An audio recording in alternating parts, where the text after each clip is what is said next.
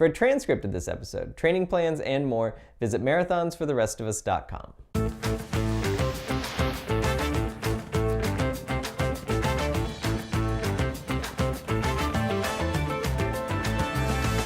Hey, Coach Carl here with another Marathons for the Rest of Us video.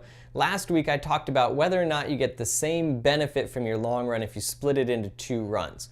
This week we're going to be looking more into the how to split it up into 2 runs so you still get the most benefit, and also when you should be doing it and when you shouldn't be doing it. So the first thing that I would recommend is that you not split your long run into 2 runs if it is the first time that you're running that distance in this particular training cycle.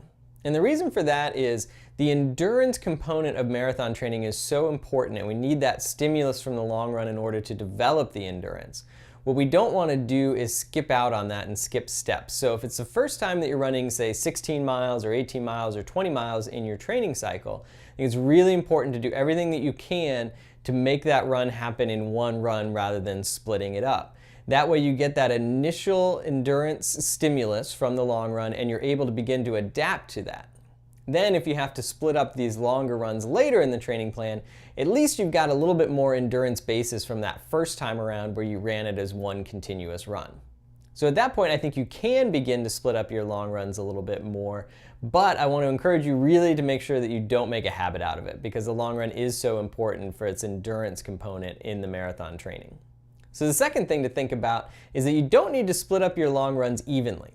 So for example, if you have a 16-mile training run, you don't need to turn that into 8 miles and 8 miles just because you don't have time to run 16.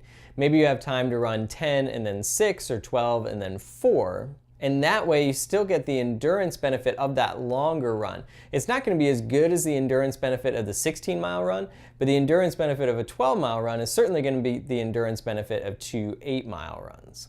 So as far as which one to do first, the longer segment or the shorter segment, I think there's arguments to be made for both cases. So what I would encourage you to do is just go with the one that works best for your schedule. If you do the longer run first, then you're going to be more tired for the shorter one, which can be helpful to get some more endurance component out of that shorter run because you're fatigued going into it. But if you do the shorter run first, then you're a little bit more tired going into the longer run and maybe get a little bit bigger boost out of that. So like I said, I think there's benefits both ways. I wouldn't worry too much about doing the longer first or doing the longer second.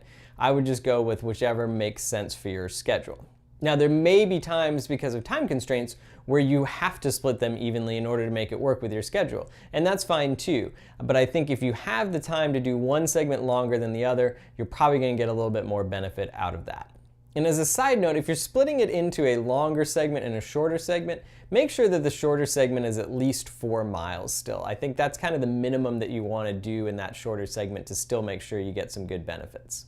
Now the third thing to think about is, depending on the distance of the run and depending on how much time you have, you may want to consider adding in a few extra miles to the day's mileage as a way to sort of get extra credit for the fact that you're splitting the run up.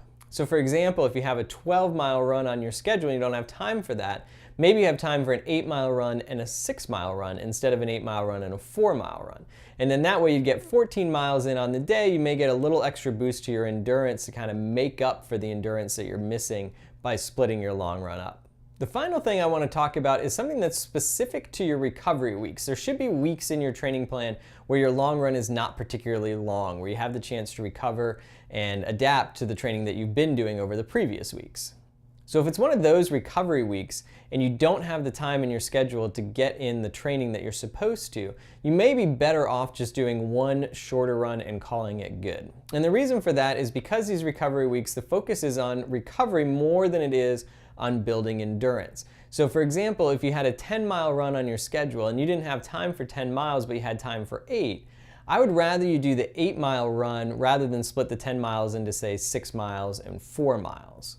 I think you're still going to get a very similar benefit out of the 8 miles as you would from 6 and 4, but the benefit here is that you're not going out for that second run that may tire you out, because remember, the goal of the weekend is recovery. It's not necessarily to build endurance.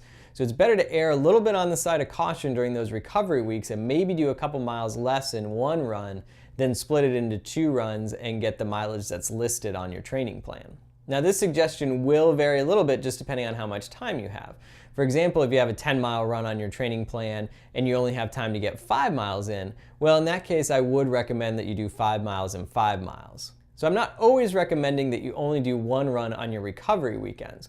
Rather, I'm encouraging you to think about the purpose of the weekend and how you split up the runs and what you have time for and what makes sense to achieve that purpose. But remember, we really want to make sure that this does not become a habit. This should be a break glass in case of emergency situation rather than something that you get in the habit of doing just because it's a little bit more convenient or it's a little bit easier, it's a little bit more manageable. The marathon is a very difficult undertaking and we need to prepare you for that in the training in order to be prepared for it on race day.